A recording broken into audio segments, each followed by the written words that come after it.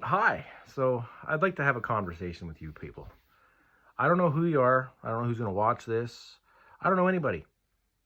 Most people don't know me. I'm kind of new. I'm kind of unknown. I'm just a dude living my life. And I like my life. I think we all like our lives, mostly. We're kind of all doing the best we can, aren't we? We're not born to perfect circumstances or perfect parents. Some of us, but not all. Most of us aren't. Um, we all just kind of we live and we grow up and we get old and we die. But when I do that, I want to do it with meaning and purpose, and I want to do it with good people in my life and good friends, good family. I don't need toxic people in my life. I don't need toxic anything in my life. I want my life to be happy, secure, and healthy. And, well, I'm getting there. So for those of you that don't know me, people know me as Philip. And basically, I am a butcher. So I'm going to have to figure out how to edit all this stuff later because I really don't know what I'm doing. I'm using an iPhone. I have no idea how to edit videos. I'm recording things on my phone, and I'm just going to post them and see what happens. The idea here is that I want to start sort of documenting my stuff, and I'm not doing it for everybody. I'm doing it for me. YouTube will keep my history, which is great, separate from all the other ways that I can store it. And this is if I can get myself onto like a regular schedule. I can talk to everybody about my results. I could explain how I have achieved the results that I've achieved, where I started, and where I'm going. This is a journey I am in the middle of. I'm not looking for fame or fortune. I'm not looking for any of that stuff. I don't care. What I care about is being healthy, and I care about people that I know being healthy, and being mobile. And like when I get to 80 years old, how cool would it be if I could still sprint and all these things? And I see these guys that have been carnivore for a long time, and it inspires me to make myself better. And I don't see why I shouldn't. And so, I'm really, really, really excited so far. Like my goal as a human being is to just have the best possible life I can have. And I can't do that if I'm crippled, and I can't do that with diabetes. I can't do that without having a family or changing my community or helping the people around with the things that they need. And one of the things that I can do, and that I've been planning on doing, and I've been doing for my whole career, has been feeding people. I strongly believe that feeding people is one of the greatest things that a human can do for others. You could be starving, and the person that stops to give you some water or some food when you need it saves your life. Like those are things that you just can't put words to. They're really important. So, so a little history. When I started cutting meat a long time ago, I was just mostly out of high school. I didn't really know what I was going to do for a career. I guess I should do another video on my introduction into the meat industry, to document and journal that, I suppose. It wouldn't be bad probably to have that out there, so that people understand, like, we all have a journey that we all follow, and so that we don't even follow, sorry, we all take a different path, right? My path led me to beef and pork and shrimp and salmon and all the meat. And I actually went to school to learn how to cut meat. I've been cutting meat since about 2005. It's now 2024, so it's been 19 years that I've been cutting meat. And actually, I think I started in a kitchen prep cooking. Actually, it was a Tony Roma's restaurant. I was cooking and cutting ribs and other meat, and that was kind of what motivated me to become a butcher.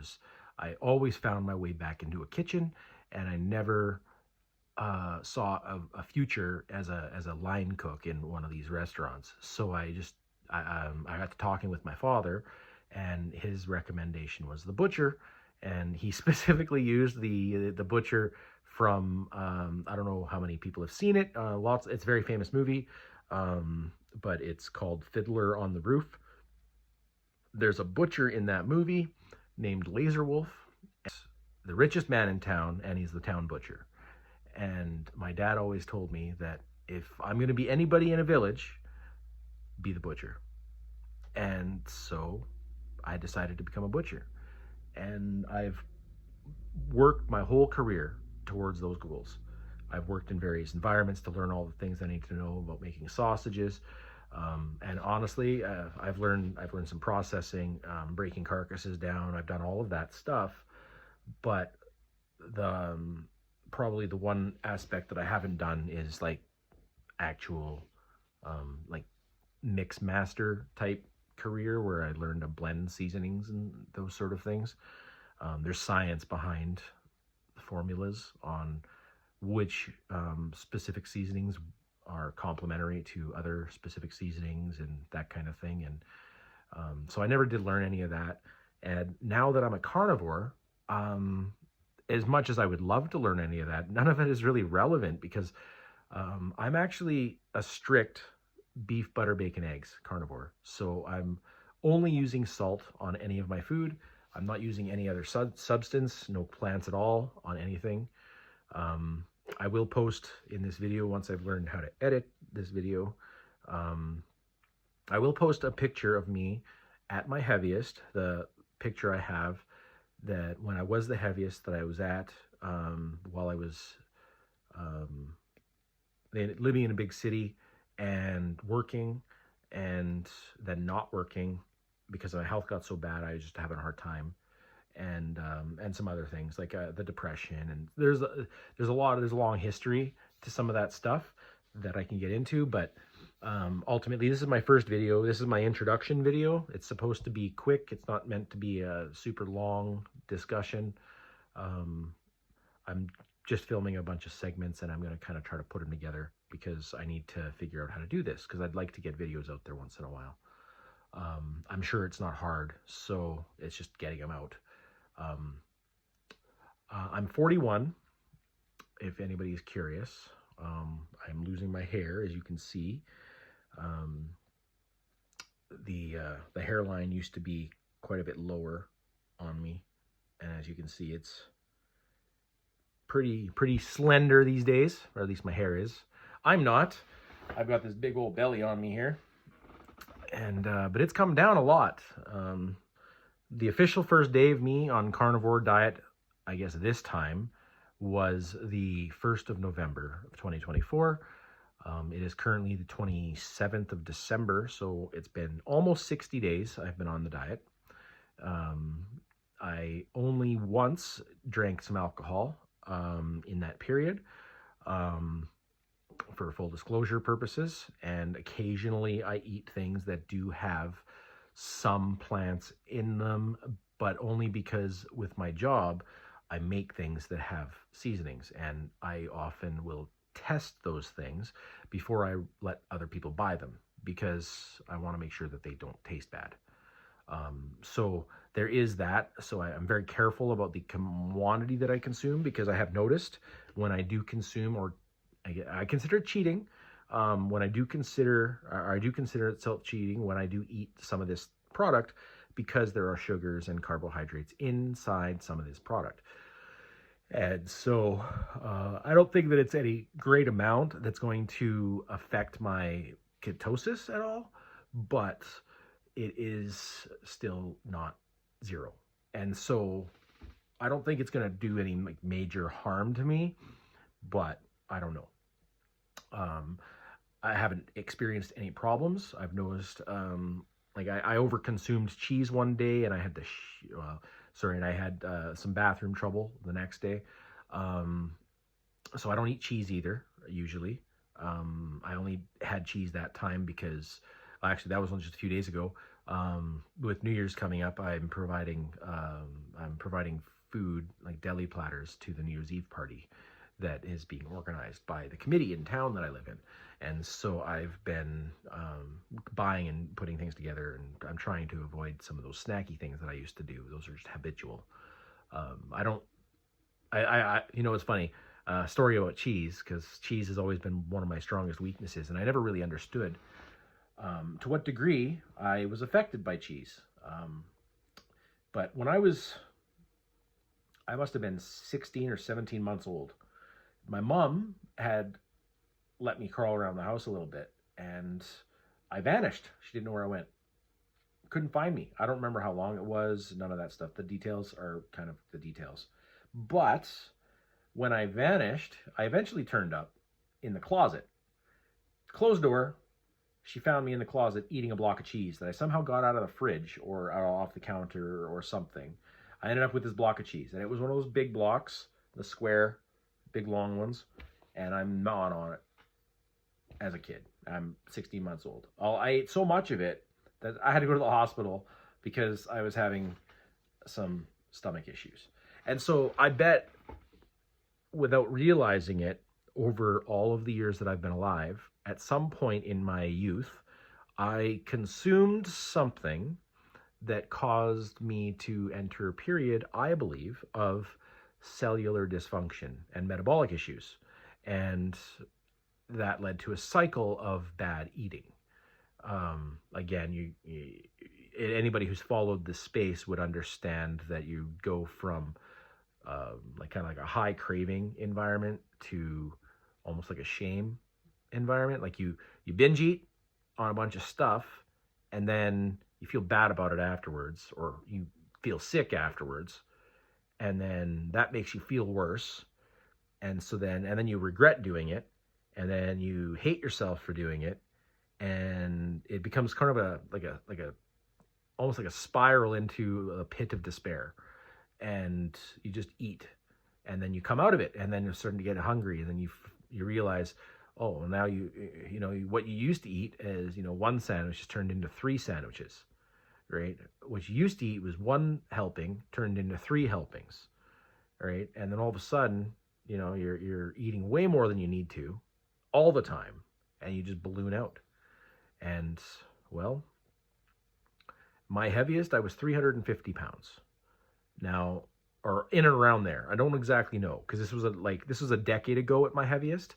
I've come down quite a bit since then for a lot of years, but I've basically plateaued and have stayed at around 275 pounds for probably the last 7 or 8 years. And living my life like normal. I've been eating whatever I felt like, ice cream after supper for dessert a couple of times a week, pasta because it's cheap to make and all that kind of stuff. But then it's just sabotaging my health. And I didn't realize any of this until I had a doctor's appointment one day, and the doctor told me, "You are diabetic." And I didn't know what that meant fully. So I started asking questions. He told me I'm a type 2 diabetic. He prescribed me the 2 medications that most diabetics end up taking, because the 2 problems tend to go hand in hand, I found out. High blood pressure, high cholesterol, and high blood sugar, right? The A1C. And so basically the 2 pills that they gave me were metformin and atorvastatin.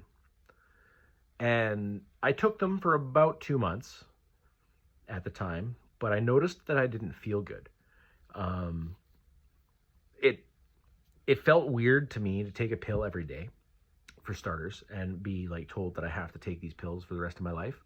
It felt weird to me that I was in this situation where I even asked the doctor that day. I was like, "Doctor, is this fixable?" And he's like, "No." And I'm like, "Well, what do you mean?" He's like, "You're going to have this problem for the rest of your life. Better get used to it. Here's your prescription. By the way, go get yourself some testing strips.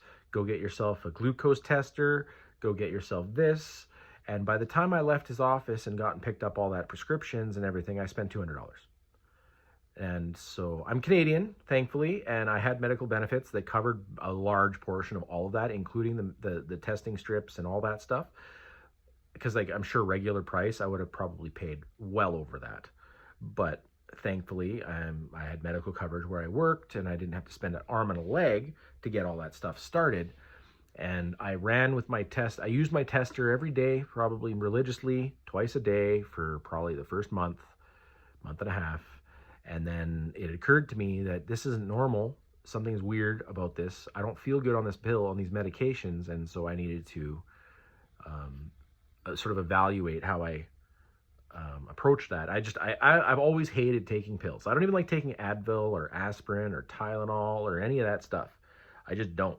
I would prefer to not have to take any pills. Like I will suffer through a headache. When I had a headache, I would suffer through it to avoid taking pills. That's how much I've never liked pills. I seen what it did to my father. Every time he had an illness, they would just prescribe him another pill, which would I'm sorry. I heard something outside. Yeah, sorry about that. My cat decided he wanted in. So, yeah. So anyway, he told me that I had to take these pills for the rest of my life. And, well, I didn't like that. So I started investigating how to correct type 2 diabetes. Because I had heard over the years that it was possible to correct. But I didn't know how. Everybody always said, diet and exercise. Move more, eat less. It was literally all I ever heard. And so I tried it. I did. I had gym membership after gym membership. I would work my ass off. I would constantly be at the gym, restricting calories. And I was making progress. Don't get me wrong. I mean, it helped. It worked. But every time I quit going to the gym, all of a sudden, boom, weight would come back. Every time. And it didn't make sense to me that, I'm not doing anything differently. I shouldn't have to restrict further my food. But I didn't understand. And so I didn't think about it much more than that. I just kept doing what I thought was working, and it really wasn't. They sent me to a nutritionist. The nutritionist put me on a low FODMAP eating plan, which was very carb heavy. And because it was weird, like the way they explained it to me. They basically said that fiber offsets your carbohydrates. So eat more kidney beans or eat more celery, and that means you can eat more rice, is kind of the attitude that I like, the impression I got from the concept of because they're trying to tell me how keto is a thing. And it's like, apparently somehow fiber offsets your carbs somehow, like, because your body is going to just be like, oh, well, this and this, it's like, it's a math equation. It's just going to balance it out, and zero impact, no harm, right? Yeah, right. Like, I don't like, for me, it didn't make sense. So I started studying up on the interwebs. I was looking around, and then I'm a very curious person. Like, I ask questions a lot over various little things. It doesn't necessarily have to be something that even means anything to anybody. Like, I constantly spitball ideas. It's kind of like you're brainstorming all the time. I'm kind of in that state, like, on a regular basis, where something will happen and I'll like talk it out with somebody around me or to myself, and I'll like break down every little detail that I can remember or think about to break down and like analyze it all, because that's just the way I am. And so I started doing this with my health a little bit, and I started with skin tags. And wouldn't you know it, Dr. Ken Berry had a video on skin tags. And he had mentioned in that video that they are a symptom of a metabolic issue. So what did that mean? Well, I always knew I had a depressed metabolism, right? But I didn't really understand it. Like, I hear the word metabolism my whole life. You hear it, and I just never understood, what does metabolism actually mean. Um, didn't occur to me that it's literally your entire organism, right? Your endocrine system, right? Your thyroid, your pancreas, your kidney, your liver, all your blood, all your white and your red blood cells, like all of it, your whole body basically works together to make up this thing called your metabolism, right? Which is your energy burning system. And your energy consuming, I guess, because we aren't furnaces. We're more like um, chemical factories. But yeah, so I was like, okay, so skin tags are a metabolic issue. Let's understand the metabolism a little bit. So I started studying that. And then it occurred to me that it's all related to the diabetes. Diabetes could be a metabolic issue. Um, and I didn't really think of it like that, in terms of that, until I started listening further to Dr. Ken Berry and then Dr. Anthony Chafee, and then I found Kerry Mann. And Kerry Mann, that man, he inspires everybody. That man is a godsend. There's nothing I can say bad about that guy. He works hard. He's got a beautiful family, and he's an inspiration, right? And so you listen to his story, and he talks about what he's gone through, and it really does ring true that we've been lied to about our nutrition and how we're supposed to feed our bodies and our minds. Specifically, your brain controls everything, and if you don't feed your brain the right stuff, and your brain's made up of fat, then it makes sense that your brain will stop functioning correctly. Like, it's the simplest thing, yet for some reason humans think we're smarter than nature. I don't get it. And so I started learning about the keto diet and then the carnivore diet pretty quickly, because keeping a low insulin environment in your body is how you start to burn fat. And so now that I've started doing that, I'm burning fat. And I'll be honest, it's since November 1st till today, that's what, 7 weeks? I don't even know how many days exactly. Today's 27, I think, of December. So 27 plus 30, so not quite 60 days anyway. But like, I'm inches down. My weight hasn't changed dramatically, but it's changed enough. When I started, I was 275 pounds, roughly. I didn't actually start with a measurement, but I weighed myself this morning, and I'm 240 pounds this morning, which is still a lot. I still got work, but I'll be honest, besides my job, I'm not doing any great amount of workouts. I'm not exercising. I walk to work a little bit. It takes 5 to 10 minutes to walk to work. I do that once a day, right? Once home. I play with my cat, right? But I just basically eat 1 or 2 meals a day, sometimes 3. It just depends on how I feel. And I put on steps at work because I run a butcher shop, and it's a big long building. So I'm at the front door, I'm at the back door, and back and forth, and whatever else, and whatever. But for the most part, like, I just live my life how it would. And you can start to see my jawline here, right? This is coming in quite a bit. You saw my belly earlier, but like, I'm looking and feeling really good, and it's starting to become noticeable to a lot of people. But yeah, I'm like 30 something pounds down since the beginning of November, and it's only been 2 months. And I assume the majority of that was probably like mostly water weight, right?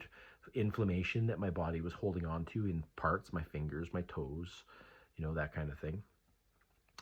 And I am trying to get more active every day, but I'm not, like, honestly, it's pretty effortless, I feel, for the most part.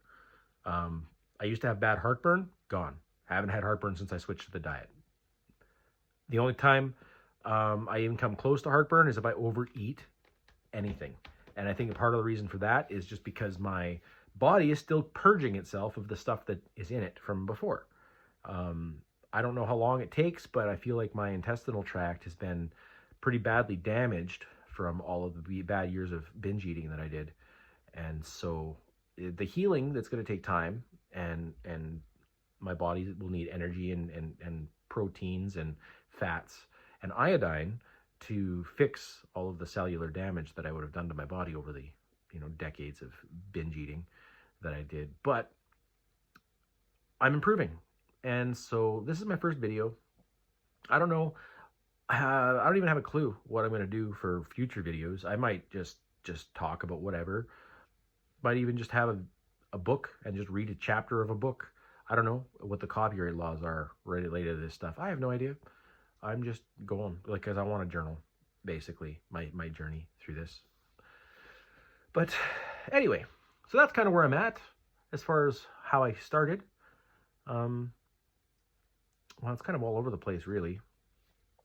So, but I think that's a good place to end for today. I don't know how soon I'll upload these videos, if I do at all, frankly. But we'll see. I got to go deal with my cat now. Thanks a lot, guys. I appreciate your time. If you like the way I talk, if you like who I am, if you think I'm a nice guy, if you really do just want to help a guy out, build a future doing something other than his day job, please like and subscribe, and stay tuned for the next video.